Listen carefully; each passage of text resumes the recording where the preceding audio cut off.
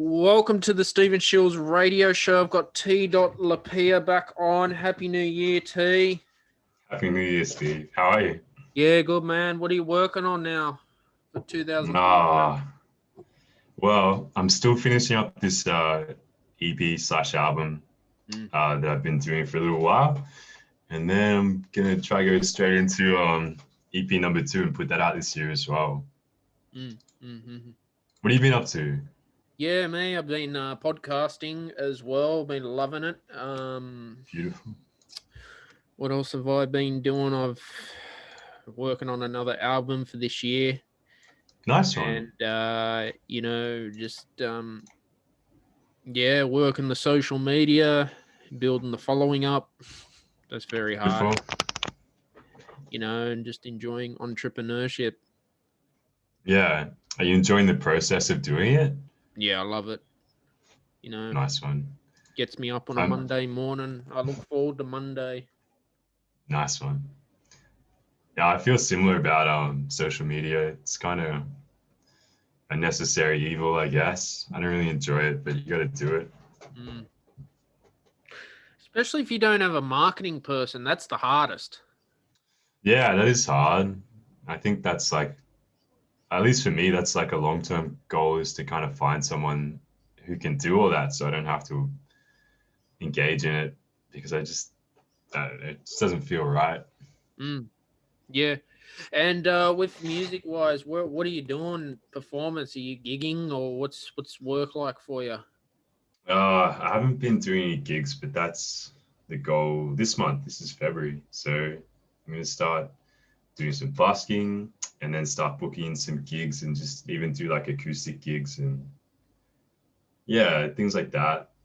And then kind of further into the year, do more kind of full live band stuff and just keep working on that. Yeah, it's the goal for this year, is just get good at playing live. What about you? Yeah, wanting to grow the podcast. Hopefully getting some actors on from Actors. Oh, right. Amazon Prime. Some Nice one. Maybe in the future get some famous people that I admire a lot. Really, I love it. I see how hard you've been working, man. I think it's great. You're putting out so much content, and it's just hard to get the followers with the whole algorithm. Are you struggling with that too, building your Facebook page and the Instagram? Yeah, I think that this year I know that this year I'm going to spend a lot less time on Facebook and Instagram and kind of invest more time into, say, YouTube and like the streaming services, and maybe even TikTok as well, because I think that Facebook and Instagram, they've kind of gone so far down into the territory of ads and generating profit that the natural engagement has really dropped off, and it's not worth it if that's what you're trying to use the platform for, is to kind of get your music or content out there. I just don't think it's obviously like it's good to have it on there still, but I don't think it's the place to go for natural engagement. I do think it's the place to go if you want to do paid social media advertising, like Instagram and Facebook are probably good in that sense. But as far as organic reach, I just feel done with it. But I think that YouTube and TikTok are still really good for that. So I'm going to try to put all my time and energy into that. The hardest thing with YouTube is getting the subscribers and the watch time. Now my channel's in, say, 1 year's got 54 subscribers. That I'm very thankful for. Yeah, I think that's great. Honestly, like that's a pretty good amount for a year. And if you look at anyone that's done it long enough and has been successful, like they all start out really similar.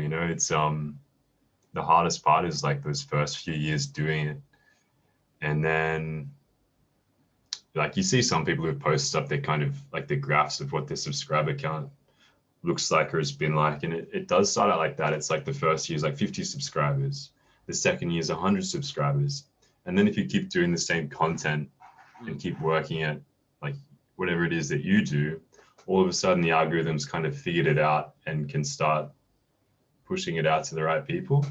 Because that's essentially what it is. It's just giving these algorithms enough data and enough consistent data,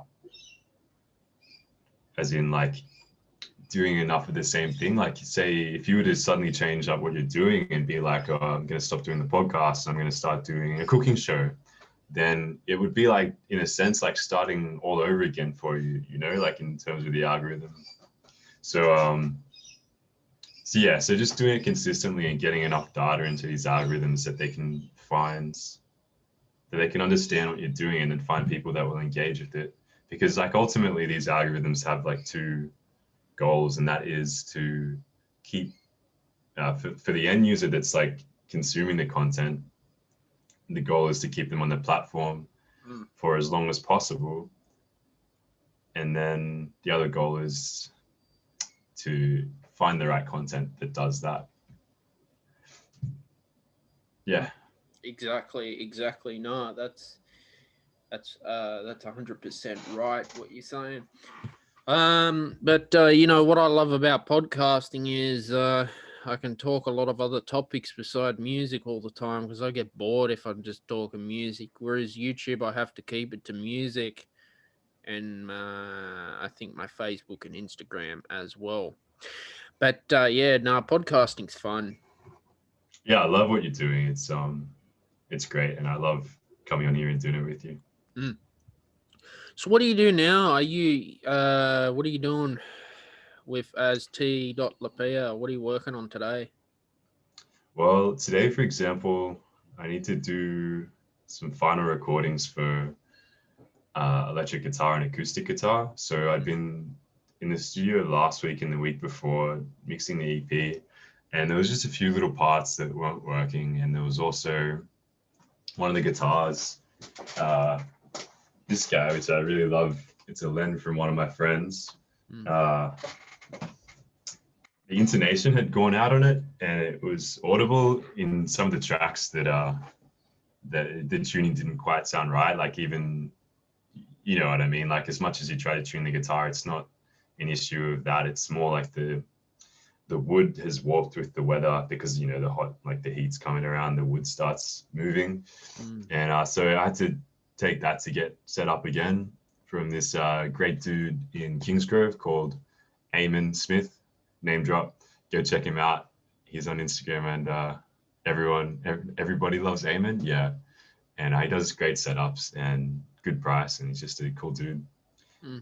So yeah, I just went and got the guitar set up on the weekend, and then I'm gonna re-record some of the parts of that today. And yeah, there's just so many. I'm sure you're the same, but when you do everything yourself and like cover every like aspect of the project, like there's so many little things that you need to do all the time, like whether it's, you know, creating images or video content, or just like handling random aspects of the business side of things. And, you know, a lot of people say, I just thought of this recently, and it's probably not that original, but like everyone says, you know, do something you love and you'll never work a day in your life. But I think it's more like, do something you love and you'll never really stop working. Like, if that makes sense. I don't know. Do you know what I mean? Yeah. You're always kind of doing something, and you do love it, but you're like always thinking of something or doing something. And I love it. Yeah. So as T. Lopea, do you have to work? Do you have a job, or have you started working on your dream full time? No, I do have a job. So at the moment, I do kind of hospitality, like hotel industry work, which is really good and has kept me going for a long time, and like put me through university, and, you know, helped me to buy all the gear that I currently have. And I'm really grateful for that. And it's not what I want to do long term, but at least for most of this year, I can see myself still doing that to kind of just pay off some stuff and get ahead. And yeah, it's good work, you know, like it's a lot of just working with people. And I don't know, like I'm a pretty introverted person, and that job requires a lot of extroversion, and so it's tiring for me, I find. I don't know if you're like that, but like when I spend a lot of time like talking to people, it just like exhausts me. But I do love it. It's just I can't do it all the time. Yeah, no, I'm building my company, Shiels Productions, full time. I'm going to TAFE this Nice, year, do a man. Certificate 3 in Business Administration. Yeah, I wanted to ask if you're doing this full time now, because it seems like you're putting like a lot of like full time effort and like ideas into it. I work my business part time, say a minimum 20-hour a week because of medical, but Oh, nice. it's just better for me to work part time as an entrepreneur. However, it doesn't always work out, because if I've got to do an interview at 3 or 6 in the morning one day, I will do it and get up for the podcast. Yeah. But that's what I love Just got to do it. It's good. And as far as what else are you doing beside music, dude? Oh man, not a whole lot else at the moment. It's kind of, I'm not going to say it's a pretty boring life, but it's just back and forth at the moment between like doing the music stuff and then like making the money to do the music stuff. And this is the year I'm really hoping to kind of break that cycle and be able to create a return on the music stuff, even just a little bit, like to just get by on and just be able to just do it full time. And then I would love to have time to like do more reading, and like I used to do a lot of hiking and I really miss that. And yeah, to try to go, like try to keep my fitness up and like go to the gym a few times a week, which is always really good. And yeah, what about yourself, Dan? Like, what do you do in your downtime? Yeah, I'm doing yoga at the moment. Nice. I get up every morning. I do my meditation. Watching Amazon Prime is pretty much my downtime. Pretty much. What have you been watching? I've been watching a few movies. I'll tell you now. I watched a movie called Convict. I watched a movie called Hustlers with Jennifer Lopez. Transformers. What else? Jumanji's on there as well. South Park. Rambo with Sylvester Stallone. Great movie. Yeah, it's good stuff, dude. Hobbs and Shaw with Dwayne Johnson. What's that about? It's like the Fast and the Furious. Oh, right. Yeah, but no Vin Diesel in it. Checked out Bloodshot by Vin Diesel. So those are the stuff that I'm watching, man, and got Audible as well. Nice one. Educating myself. How do you find audiobooks compared to physical books? Better. Do you find get the same effects from it, or like? Yeah. Wow. I've actually found online learning. I can't do it, man. I have to do it audio. That's fair. Tune out, dude, because this whole online learning, I can't. No, I can't even read books digitally. No. Yeah, no, I get you. I feel the same, and I've been thinking about getting into audiobooks, but at the moment I just have heaps of physical ones. When you say online learning, do you mean like doing, say, Zoom calls and things like this? Yeah, webinars and. Yeah, no, I'm totally with you. I don't think it's worth the money, really. Like, I wouldn't want to be doing uni last year or this year. Like, it depends on the course and the university, but I feel it's not worth the money you pay. You pay so much money to go to university. Yeah, I would have taken a year off last year. Yeah, I think that'd be good. Have you finished your degree? Yeah, I finished in, oh no, it's a long time ago now. It's I graduated in 2019. Yeah.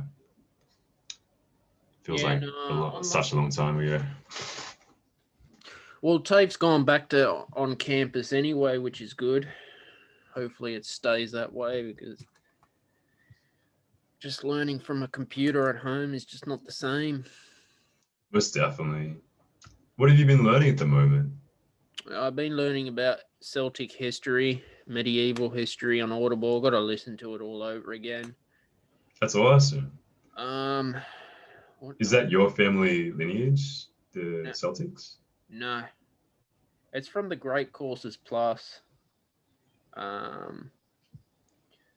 Yeah, some stuff by Dr. Phil, Robert Kiyosaki, Napoleon Hill as well. That's what I'm just Nice. quoting from Audible. What about yourself? I really want to read a few fiction books. One of them is The Alchemist from Paulo Coelho, something like that. He's Brazilian, but it's a famous fictional book about just like going on a journey, and I'm sure it has some great relation to all of our lives. And there's a few books I've got lined up, but yeah, all just paperbacks that I bought a long time ago and haven't had the time to get around to. But this is going to be the year, I reckon, that I'm going to get back into reading and really just make that a full-time hobby. No, that's good, dude. That's what interested you in doing the medieval history and the Celtics? No, I just like history. Always like to keep learning beside music. Yeah. It's just fascinating. I'm not a historian, but when me and David Lewis was on the podcast, we talk a bit about history as well. I saw that with David Lewis. That was really cool to see him, because he was I had such Tim a great Brewer teacher.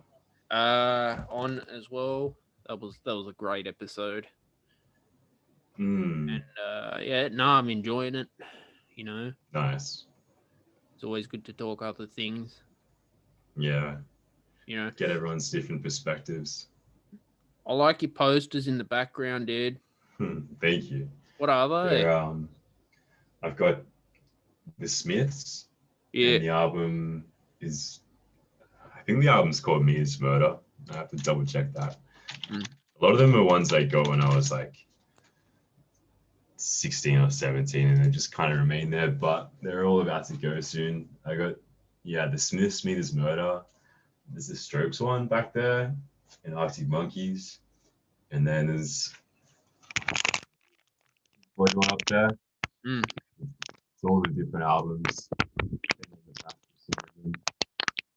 And yeah, you used to have a Daft Punk one as well. Great. So when you're writing your albums, are you working from home, or you're hiring a studio? Are you? Well, I'm doing the writing and recording at home. I've got like a decent setup to do that, and then I take it into the studio in Marrickville and get it professionally mixed with this guy Daniel Tolley, who's a legend, and he does like a lot of the mixing, and I've done mastering with him in the past as well, and he's just great all around audio and really helps. Like he also did a lot of the production as well, like I come with a lot of ideas about how I want it to sound in the mix. But Daniel always has amazing ideas, and in truth, like this is really like a producer on all this stuff as well. And sometimes he just has great ideas about just little things about arrangement, or just like cutting parts, or like moving a part to another section of the song, and just little like tiny things that just help the song so much, Yeah. So yeah. Mostly at home. I was watching a show on Amazon Prime last night with Metallica on the Black Album. Oh yeah. They worked on that for it was like 1 year they worked on that. Yeah. One whole year to make an album. They're always just changing things up, adding things into the mix. Like some of the orchestral stuff from Michael Kamen is so low in the mix you can't hear it. Do you think that you can't like hear it, but can you feel it? Do you think? Yeah, you can feel it.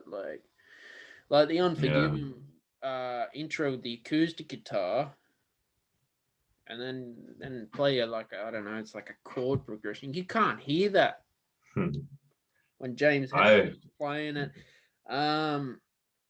As he starts. I find it so interesting. No, I think I know what you mean, and I agree with you.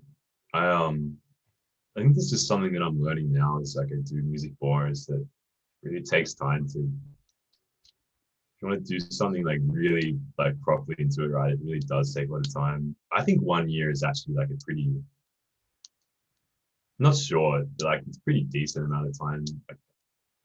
I was there are a few good albums or a few great albums that I was listening to recently that I was reading about, and one of them was Stevie Wonder's Songs in the Key of Life, and it took them 3 years to make that. 3 years, like for song, like just tiny revisions and but then you get songs out of that like Isn't She Lovely and Sir Duke and I Wish, and I really, I start to wonder if like that amount of time is really what's needed for like the amazing songs in the world. Because it is all those little things, You're right. Shut the window.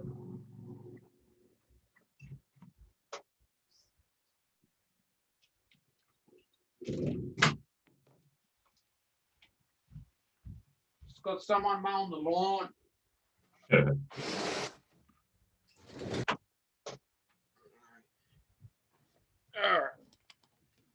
Yeah, so what, 3 years to make an album? Yeah, 3 years for Songs in the Key of Life. And then another one was Gotcha by Steely Dan. That was about 3 years as well. They had like a lot of personal problems. Like, because life, when you're doing these things, like life still has to go on, and you have to try to live your life a little bit. So that's it, there's always setbacks. Another one was Daft Punk and it's called Random Access Memories. That was another one that was 3 years. So I think they did 1 year of tracking professional musicians and like talking like some of the best professional session players in the world. They were just doing that in LA for about a year. And then they spent like maybe another year just like picking the best takes and putting the tracks together. And they ended up, I think one of the last things they did was getting the features on that album. If you know it, I'm sure you know the song Get Lucky with Pharrell Williams was the big hit from that album. But bringing in people like Pharrell Williams, that was one of the last things they did, which I find so interesting because it's like the vocal is one of the biggest things that makes the song, but they had, I don't know, it's such a rabbit hole trying to think about it, but yeah, I found that so interesting. Like it took them such a long time, and it was so much just meticulous little changes, and that's what makes it great. Or sometimes it's the opposite. Sometimes making something that's like really just quick and like just comes out of you is like also really great. I don't know. I think it's really, I really think it's one way or the other. Yeah, I'm trying to get better at just doing and just being more like in the flow of things, and there's no right way of doing it. What about like, what do you find when you're working on your music? Is it like a careful, meticulous process, or do you feel it very quickly and you just know, like you have a sense of where it needs to go? Yeah, I have a sense of where it needs to go. Yeah, I think that's awesome. I think that. I mean, I do have tracks that I have stuffed up, and then they go in the what's that pile? A different direction. Oh, they're like draft pile. Yeah, that don't make the album, which is fine. And if I've inspiration, I can take something out of it. I love that. It's all yeah. As someone once put it, it's all compost. Like even the bad stuff that you write is like manure for good stuff or something like that. But Yeah, you look at Metallica's Injustice for All album, there was no bass in the mix. You couldn't hear it. Yeah. And they turned the snare drum up so loud, What year was that released? it was in the 80s, dude. Yeah, I always wonder about I feel like the 80s and like even the late 70s, 80s and 90s, there was a lot of change in the listening medium. So like, Mm, there's just the way that people were consuming the music. And I really think it affected the way that people mix things a lot, like say if in the early 80s, that's when like I guess like what CDs and Walkmans are like starting to come about. Like you definitely have to mix differently to what you would do for vinyl, and then digital comes around and you have to do it all differently again. So yeah, I always wonder if like, we look back and we think like yourself, like you say, the bass is in the mix or the snares too loud. Like, is that just because we're listening on digital, or like I wonder how that would have sounded when it came out, like on the listening format that was popular at the time. It's so hard to get that perspective. exactly, and yeah, I suppose things have changed a lot too. Yeah. Um, it was cassette tapes. Yeah. That's probably, yeah, that would be the biggest thing, is the transition from cassettes to CD to digital. And like, yeah, I'm sure that it would affect how you make music and how you mix it, and even, yeah, the mastering especially. Mm, I'm sure mm, that's something we studied at uni, but I can't fully remember that well, but I'm sure there was something about that. mm, you know.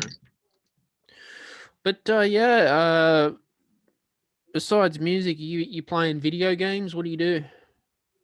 uh, I used to love playing video games. Like I was such a gamer, and kind of gave that up, like not fully, but I gave it up a lot of it. And like yeah, there's definitely like a period where I didn't play for like 6 months to a year, and on and off like that. Like in the last 6 months I haven't really played, but every now and then I might reinstall like a game and just catch up with some friends on it, like kind of social thing, because it's, especially with COVID, it was really good to do that socially. I was playing after I finished up some of the studio time last week. I just needed a day or two off, and I was like, what am I gonna do? I reinstalled the game Portal 2, if you know Mm, it. And no, I haven't heard of it. check it out. I love it. It's like you've probably seen it, but it's like it's a puzzle-based game, and it's a lot of like problem solving, but the uh the trick to it is that like you have a device called a portal gun, Mm, and it creates like you can shoot two portals, like, and you can go between the portals. So like you can choose where the portals go. You'd have to, I don't know if I can explain it that well, but you check out a video of it, it's pretty cool. And it has like there's a story to it, and it's very like sci-fi, and like, but it's such a funny game as well. Yeah. Also, I was playing Portal 2 for a few days, and I really love that. It mm. reminded me of like I used to game a lot. Nah, good on you, Yeah. dude. Do you play anything? I got Call of Duty Mobile. I can tell you now what I've got. Got Sonic Dash. I've got South Park Phone Destroyer, Mario Kart, Mario Run, and just a dirt bike game and a Sudoku occasionally. So yeah, I've noticed a lot of gaming's getting popular on iOS and Android. Like Yeah, I Fortnite do at one notice that. stage was on iPhone, but I don't know if it's still there. Yeah, I don't know. I don't have any games on my phone at the moment, but I've always wanted to get Professor Layton, which is like another puzzle game. If you ever had like a Nintendo DS, it was like very popular on that. Mm. But what do you do on what's Call of Duty on mobile like? What do you do? Yeah, it's pretty good. You got the battle royal. You got like multiplayer as well. Nice one. It's fun. Yeah, you gotta have somewhere to disconnect like that. And I find when you play something like that, it's very different. Like it helps me disconnect and relax in a very different way to say something than like TV or Mm. like it's still mentally like stimulating enough, but it's I don't know. Yeah, couldn't Mm. explain it. No, that's it. How do you feel about marketing in 2021? Hmm. I think that it's a really weird time. It's probably like a very transitional time. I really mm, I really feel like Instagram is not going in a good direction and it's probably headed towards about where Facebook is at the moment. Like it Instagram's still always exists. changing, dude. Like Yeah. little things like they've added the highlight reels now. I remember what you used to be able to live stream on Instagram, but then you used to be able to post it on your story for 24 hours. Now you I can't. was just thinking that the other recently I streamed on Instagram and I yeah, I thought the same thing. You can't I don't know if you I'm not an expert, but if you ask me, I would say they're getting too greedy and trying to do too many things. And I think that for the time being, they're not losing a lot of traffic and users on the app. But I would say that if they don't change something this year is the year that people will start to just find alternatives or just not use it as much. Well, Like isn't TikTok's very big, but TikTok owned by Instagram? no. So TikTok was originally owned by, Because I don't use TikTok. I use Facebook, Instagram, and Twitter. That's it. oh yeah, yeah. I don't have time for Uh TikTok yeah, no. or TikTok is very Snapchat. time consuming. But I'm just happy uh, with my socials. That's it. yeah. Honestly, if you I don't know, this is just my opinion, not advice, but my plan for this year is to just double down on YouTube and TikTok because they Mm. kind of serve two very different purposes, but both still have a great organic reach and engagement. So like you could say like, you know, do YouTube and Instagram, but I don't think that the organic reach is there on Instagram anymore. Whereas TikTok still has that and YouTube has always had that, you know. So like the point of having those two platforms is that they serve different, you know, purposes. Like YouTube is more long form content, and now YouTube has the option to do stuff like polls, post text, yeah, do text posts and post images, The problem and with that, if you don't have enough subscribers, then how are people going to engage with those posts yeah, definitely, if you're a small it, channel? that's true. I'm sure that even if you're a small channel, your subscribers will still see it in their subscription feed. Because But one yeah, they day you know, adding I'm a looking growth. at hopefully getting the YouTube, that award. Oh yeah, like is that like 1,000 subscribers and you get like a partnership? Is that it? Yeah, like 100,000. Then you got a million. You got different ones. So that's where I'm looking at going. Yeah, I think it's a great idea. If you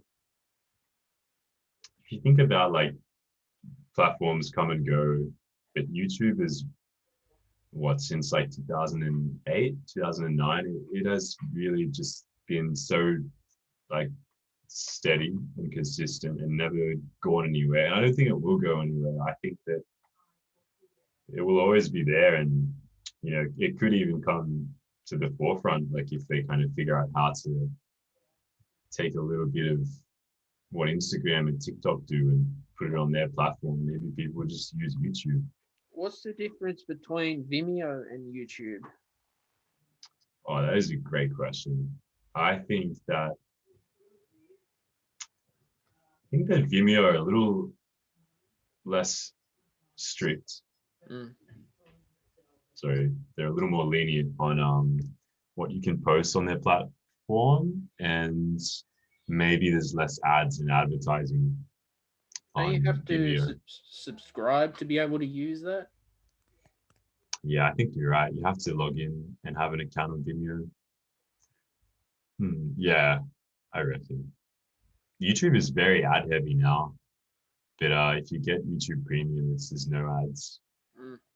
and I almost think like fair enough because it's been this service for so long and it's been free for so long. Like, imagine, what happens if if it keeps going for like another 50, 60 years, they still have to store all of those videos and have the infrastructure to be able to deliver that out to people. Like, that's expensive, man. Google makes a lot of money, sure, but has to bring in money as much as it takes it. Mm. Exactly. Well, I'll look up Vimeo now. Yeah, check it out. I do Vimeo. know that so my singing teacher, he is creating like a web platform, essentially like an online singing course. And I know that he's using Vimeo for his uploads and embedding videos. So essentially like in his web platform, there'll be like the text and then the video lesson. And he's using Vimeo, and I think that's because it has great options for privacy and embedding and hosting. So like you can easily have a video that's private on Vimeo and can't be seen by anyone unless it's posted with that certain embedded link wherever See you want to that put it. they want you to pay like 24 a month for a basic. For Vimeo, 1 terabyte storage ah, every year. so it's not free to upload on Vimeo, is that right? Yeah, and then you got Plus, which is 5 gigabyte a week. Screw that. Why are they It's charging interesting. people to upload videos? I think it's because they don't have any ads on their platform. I think it's really interesting. Like, it does the same thing as YouTube almost, but it serves a totally different purpose and market. Mm. Yeah. One day I'll figure it out maybe. But I think YouTube's great. Like with most stuff. Mm. What's your plans for the day? Well, after we finish, I'm gonna hit the gym. And then I've got to do my scheduling for social media Nice one. posts. I'm prospecting some celebrities to hopefully they can come on the show. I love it, man. Just ask always, right? Like, why not try? Who are you looking at? Who are your big Uh, idols? uh, Chris Jericho, Eminem, Jennifer Lopez, Hans Nice. Zimmer, Why not? Randy Orton. The wrestler? Yeah, Dwayne Johnson. Uh, Kevin Hart, Joe Rogan, Joey Diaz, James Hetfield. I think it's great, man. Why not try? And like even someone like Hans Zimmer, maybe you can't get Hans Zimmer, but I'm sure that Hans Zimmer employs a lot of people that work for him and compose for him. So maybe you can get one of those people that work within the company and would be happy to talk about the process or something like that. Yeah, so that's where I see the Stephen Shiels radio show going. Nice one. CM Keep at it, Punk, man. John Cena. I'd like to have John Cena. I love it. Bret Hart, the wrestler. Are you pretty into wrestling? Yeah, I love wrestling. I don't watch Nice the one. WWE anymore because it went PG. If I was going to watch wrestling, it's All Elite Wrestling because that's wrestling. Gotcha. It's not a kid's show. It just when Eddie Guerrero died and Chris Benoit died, like wrestling was actual wrestling back in 2005. John Cena, that's when he started going in his prime. He made a rap album. I remember that. Yeah, because Chris Jericho's in a band called Fozzy as well. Wow. They do it all, these guys, huh? Yeah. But WWE is just not the same anymore. It's just I remember watching a bit of it when I was young, and I could swear there used to be like a lot of blood and like maybe a bit of swearing and like, is that what you mean? Like, is there none of that now?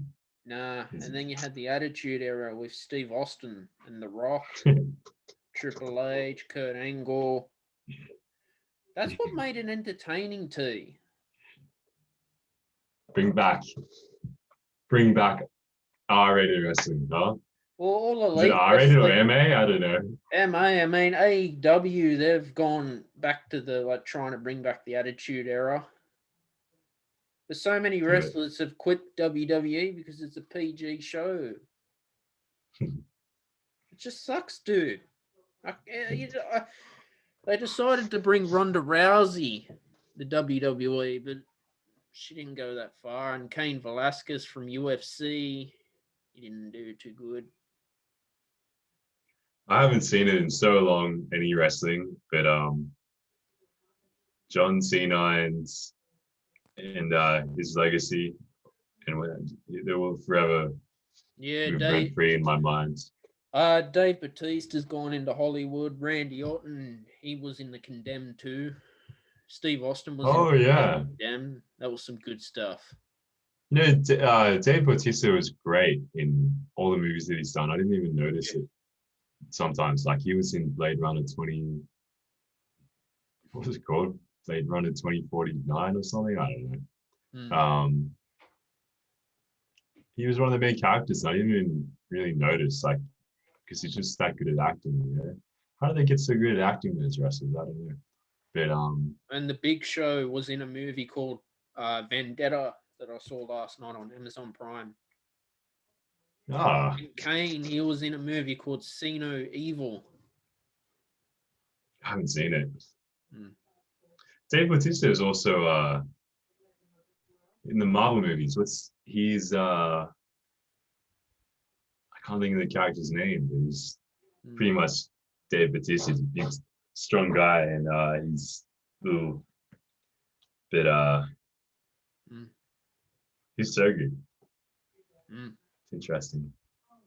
Like the old WWE games, you remember the SmackDown vs. Raw games? They were the best, but I feel that since they moved to 2K, it's just the same shit.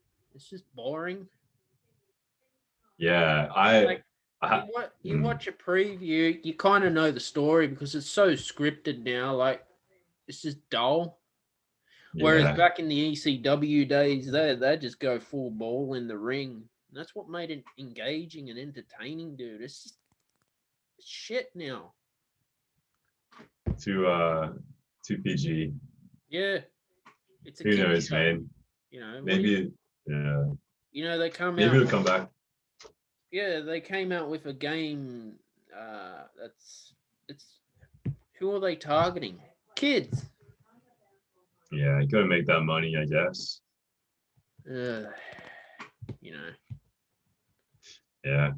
I do remember I remember playing like the PS1 or PS2 WWE, and it was just so ridiculous, you know, like what's that called, like Money in the Bank or something? Or no, the cage match or something like that. Yeah, and you like Elimination Chamber and the steel cage match. Yeah, just crazy. Like, and you like dragging people to the top of the cage and like throw them off it, and then like get a chair and like do like I don't even know what you call it, but I just thought that was the best thing when I was like 7 years old. I was like, wow, this is what wrestling's, this is what real life is like.